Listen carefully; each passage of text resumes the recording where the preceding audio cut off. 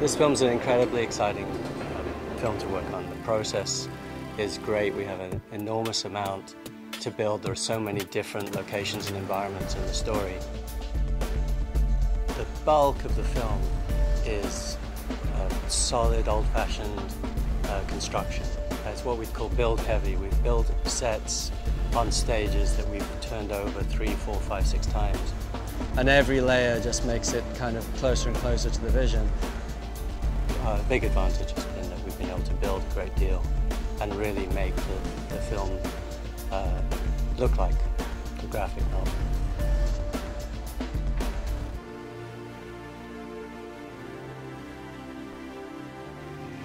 The significant sets are Manhattan's lab, which is in a military base there, and his apartment. This set is the jail cell, Rorschach's jail cell, and the actual prison that he comes into. When we came through first, none of this was here. Really the only thing that was here was this hole in the roof above. When I was walking through here, it struck me that really that look is all to do with that split level, you know, that double, triple, quadruple level that you get in a jail. The narrowness really helped us. There's enough existing location here that we were able to add bars, add a couple of walls, but generally we've contained this in a very kind of tight little set. Blake's apartment, we imagined this kind of 1980s bachelor pad. He doesn't have much taste and it's very kind of glittery and ostentatious. You know, hopefully reflects his character fairly accurately. Hollis Mason's around the corner. That was a location that we did a full build on the interior and built the exterior to make it resemble this environment. And then the real significant one is Karnak, which is in Antarctica, and we're building that on Big Stage 6. Welcome to New York. Well, we're in New York, 1985.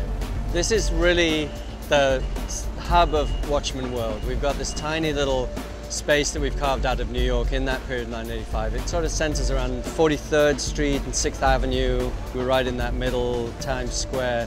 1985, very seedy, very down, kind of realistic, but with our own kind of Watchmen overtone. It's really important for us to establish a world that is real to an audience. It absolutely remains faithful to the vision of the graphic novel, and building by building you go through and you build a layer, let it sit, let it age, let the rain hit it for a little while, then come back and do another layer. Some of the stuff we've had to do in 2 days, 1 day, you know, 3 hours. We have to find ways of accelerating.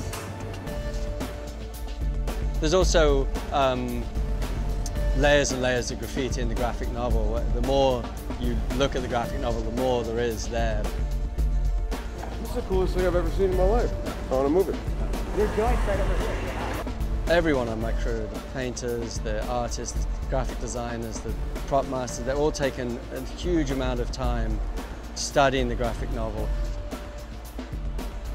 It's helped enormously to add texture to this kind of Watchmen world. So it's definitely a kind of mix of looking at real location reference from the time and then adding in this layer that the graphic novel frames help to kind of cement into this very specific Watchmen kind of bubble.